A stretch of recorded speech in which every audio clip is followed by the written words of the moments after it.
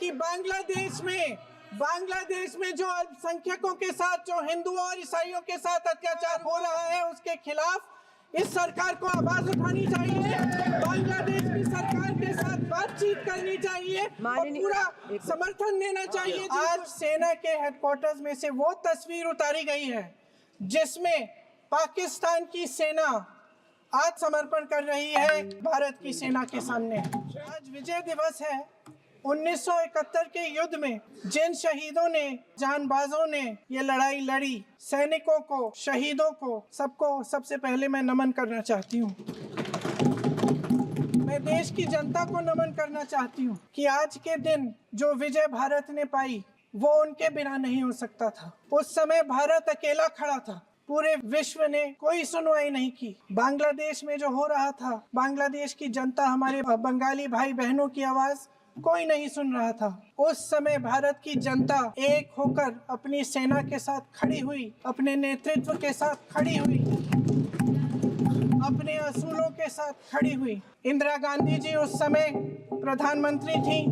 मैं उनको नमन करना चाहती हूँ।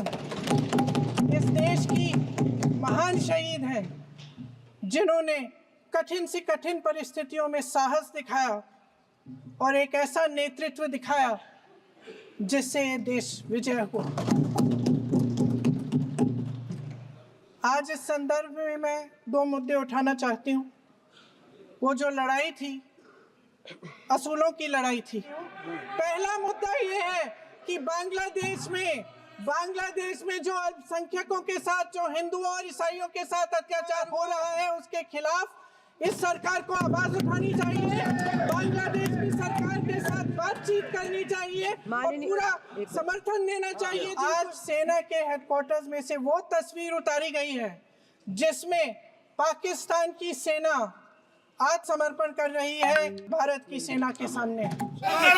क्या मुद्दा था जी? आप क्या कहना चाहती हैं? देखिए, मैंने नोटिस किया था कि मैं तो आप हाथ मत पकड़ो ना। विजय दिवस के बारे में बात करना चाहती हूँ।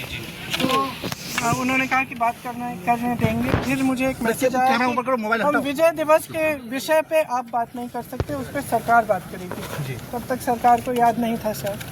फिर शायद उन्होंने निशिकांत दुबे जी को मौका दिया तो उन्होंने कुछ कहा।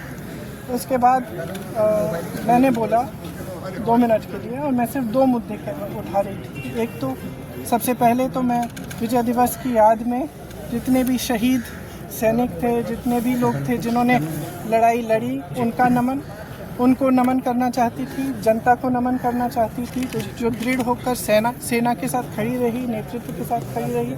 और इंदिरा जी को भी याद करना चाहती थी, वजह से जिनकी दृढ़ निर्णय लेने की क्षमता, उनके नेतृत्व में ये लड़ाई हम लड़े और जीते।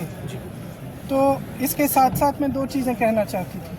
पहला ये कि आज बांग्लादेश में अत्याचार हो रहा है अल्पसंख्यकों के साथ। जो लड़ाई हमने लड़ी थी उस समय, वो किस चीज़ की लड़ाई थी? असूलों की लड़ाई थी। लोकतंत्र का असूल, जिसके ऊपर अत्याचार हो रहा है उसके खिलाफ लड़ने का असूल, मतलब अत्याचार के खिलाफ लड़ने का असूल, ये असूल थे। और यही असूल हैं जिसने भारत को महान बनाया है, और यही असूल हैं जिसके लिए हमारी आज़ादी की लड़ाई लड़ी गई। उसी के लिए हम लड़ रहे थे। उस समय देश अकेला था, किसी ने समर्थन नहीं किया। इंदिरा जी पूरे विश्व में घूमी कि कुछ करिए, रोकिए इस अत्याचार को। कोई खड़ा नहीं हुआ, हमारा देश खड़ा हुआ। इंदिरा जी खड़ी हुई, हमारी सेना खड़ी हुई, हमारी जनता खड़ी हुई। और मैं इस विषय में कहना चाह रही थी कि आज भी बांग्लादेश में आज अत्याचार हो रहा है हिंदुओं के खिलाफ, ईसाइयों के खिलाफ, अल्पसंख्यकों के खिलाफ। मैं सिर्फ ये कहना चाह रही थी कि हमारी सरकार आवाज़ उठाए, बांग्लादेश की सरकार से बात करे और उनको सुरक्षित रखने का काम करे। सबसे पहला मुद्दा ये था। दूसरा मुद्दा ये था कि आज सेना के हेडक्वार्टर से आज के दिन आप वो तस्वीर उतार रहे हैं जो वहाँ पे इतने समय से टंगी हुई है, जिसमें पाकिस्तान की सेना आत्मसमर्पण कर रही है भारतीय सेना के सामने। और वहाँ उस तस्वीर में field marshal Manekshaw, general Arora, brigadier KS. Chandrapur ji हैं। उनका अपमान आज, मतलब अब ये सब चीज़ें देखिए, बार बार हम कहते हैं ये देश का मुद्दा है, देश की के गर्व की बात है। तो इसमें आप राजनीति क्यों कर रहे हैं? इतिहास और हमारी मांग है कि वो तस्वीर वापस टांगी जाए। इतिहास क्यों बदलना चाहते हैं? अब ये देखिए इनका काम इतिहास बदलना है। आपका बैग भी एक स्टेटमेंट बन गया। बांग्लादेशी अल्पसंख्यकों को न्याय दिलाओ, बांग्लादेशी अल्पसंख्यकों को न्याय दिलाओ।